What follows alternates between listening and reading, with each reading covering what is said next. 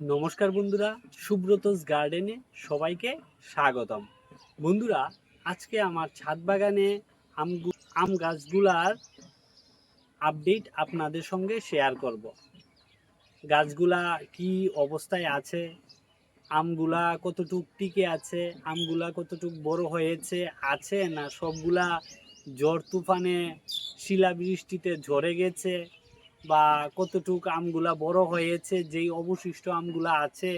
তো সব কিছু আজকের এই ভিডিওতে একে একে আপনাদের সামনে তুলে ধরব। একে একে দেখে নেওয়া যাক আমার ছাদ বাগানের সম্পূর্ণ আম গাছগুলার ওভারভিউ। বন্ধুরা, এটি আমার ছাদ বাগানের একটি ব্যানানা ম্যাঙ্গো আম গাছ। দেখুন, ব্যানানা ম্যাঙ্গো আম গাছ। গাছটি একটি 15 ইঞ্চি গ্রো ব্যাগের মধ্যে রয়েছে। বন্ধুরা, এই গাছটির বয়স 3 বছর। আমি যখন গাছটি লাগিয়েছি তখন এর বয়স ছিল 2 বছর। যখন এনেছি তখন এর বয়স ছিল 1 বছর। তো টোটাল 3 বছর হয়েছে। তো এই প্রথমবার গাছটিতে ফল এসেছে। বন্ধুরা, এই গাছটিতে প্রচুর পরিমাণে মুকুল এসেছিল, আপনারা তো আগের ভিডিওগুলোর মধ্যে দেখেছেন। এবং মুকুল থেকে অনেকগুলা গুটিও সেট হয়েছিল, প্রচুর গুটি সেট হয়েছিল, কিন্তু সবগুলা গুটি থেকে ফল দাঁড়ায়নি। লাস্ট অবধি বলতে বর্তমানে এখন 10 থেকে 12টি এই গাছটির মধ্যে আম রয়েছে, এবং আমগুলা ধীরে ধীরে বেশ বড় হচ্ছে। বন্ধুরা, আমি যেইভাবে গাছগুলার পরিচর্যা করি, এই গাছগুলাতে কিছুদিন আগে আমি মিক্স ফার্টিলাইজার যেটা আছে এটা প্রয়োগ করেছিলাম। অ্যাকচুয়ালি আমি বৎসরে 3 থেকে 4 বার এই গাছগুলার গুঁড়ির মধ্যে মিক্স ফার্টিলাইজারটি দিয়ে থাকি। মিক্স ফার্টিলাইজারের মধ্যে থাকে শিংকুচি, হাড়গুঁড়ো, নিমখোল, বাদাম খোল, পুরনো চালের গুঁড়ো। এইগুলো ধরেন 2 কেজি হয়ে গেল, তার ডাবল পরিমাণ পুরনো গোবর সার একসঙ্গে মিশিয়ে আমি 2-3 মাসের জন্য রেখে দেই। তারপর বৎসরে 2 থেকে 3 বার আমি গাছগুলার গুঁড়ির মধ্যে সেটি প্রয়োগ করে দিই। বন্ধুরা, এই গাছটির জন্য আমি 500 গ্রাম কিছুদিন আগে মিক্স ফার্টিলাইজার এখানে প্রয়োগ করেছিলাম। তো তাতেই গাছটি কত দেখুন হেলদি। গাছের মধ্যে কোনো ধরনের পোকামাকড়ের আক্রমণ নেই, এবং বর্তমানে এই গাছটিতে 10 থেকে 12টির মতো আম ধরে রয়েছে। তো বন্ধুরা, তারপর যেই গাছটি আপনাদের দেখাচ্ছি এটি হলো আমার ছাদ বাগানের একটি মিয়াজাকি ম্যাঙ্গোর গাছ। এই গাছটিও একটি 15 ইঞ্চি গ্রো ব্যাগের মধ্যে রয়েছে। এই গাছটিতেও দেখুন কত সুন্দর আম ধরে রয়েছে। তো মানে গাছটিতে প্রায় 15টির উপরে হবে আম ধরে রয়েছে, এবং আমগুলি বন্ধুরা ধীরে ধীরে বড় হচ্ছে। এই মিয়াজাকি ম্যাঙ্গোর আমগুলি দেখতে খুবই সুন্দর, এবং ভেতরটা পাকলে পরে পুরো হলদে কালার হয়ে যায়। দেখুন বন্ধুরা, আমগুলি দেখতে কত সুন্দর লাগছে। অনেকগুলা আম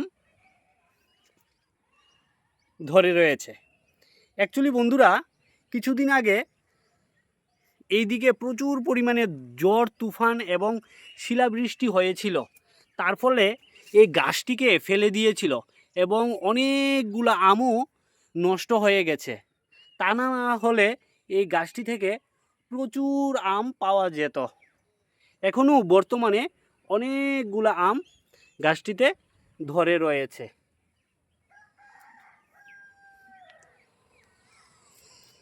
পরিচর্যার পাশাপাশি বন্ধুরা আমি গাছগুলাতে পিজিআরও স্প্রে করি। কিছুদিন আগে এই গাছটিতে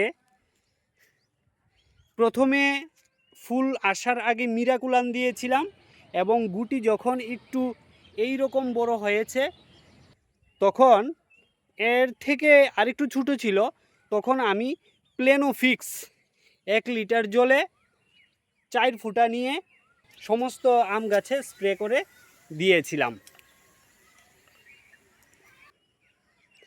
তারপর বন্ধুরা আরেকটি গাছ আপনাদের দেখাচ্ছি। এটি হলো আমার ছাদ বাগানের একটি কাটিমন আম গাছ। এই গাছটির আমগুলোও দেখুন ধীরে ধীরে বড় হচ্ছে, এবং আমগুলা বেশ বড় হয়ে গিয়েছে। দেখুন অনেকগুলো আম এই গাছটিতেও ধরে রয়েছে। এদিকে ভেতরেও দেখুন অনেকগুলো আম রয়েছে।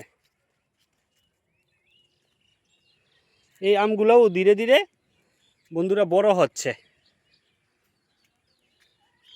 এদিকেও আরও কয়েকটি আম রয়েছে, আপনারা দেখতে পাচ্ছেন।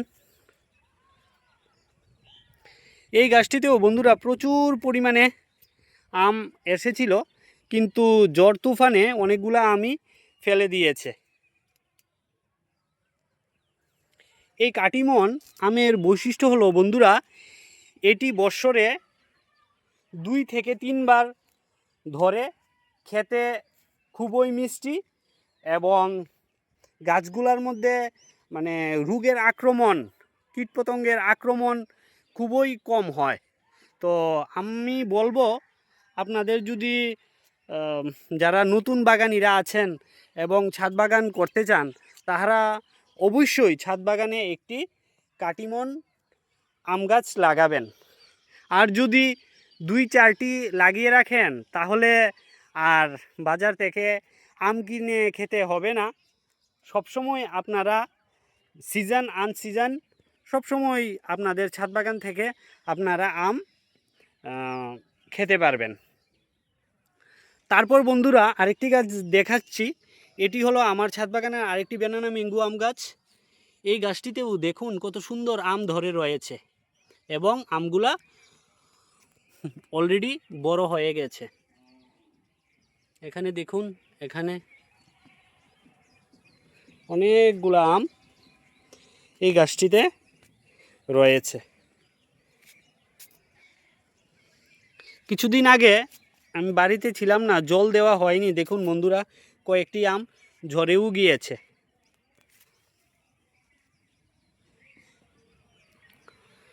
পাশাপাশি বন্ধুরা আমি মাসে 2 বার, একবার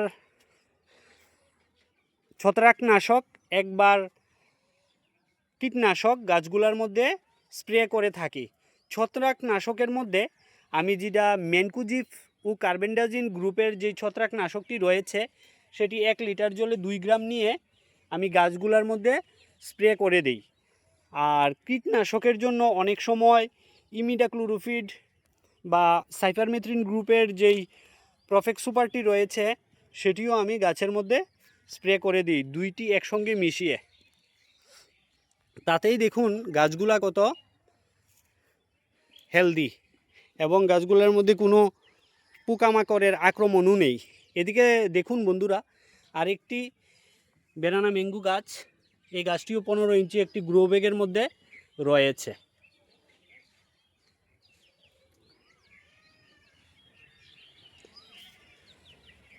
এই গাছটিতেও বেশ অনেকগুলো আম ধরে রয়েছে, এবং আমগুলা প্রায় অনেক বড় হয়ে গেছে।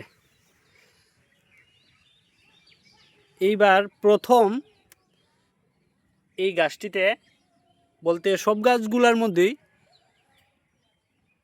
আম এসেছে।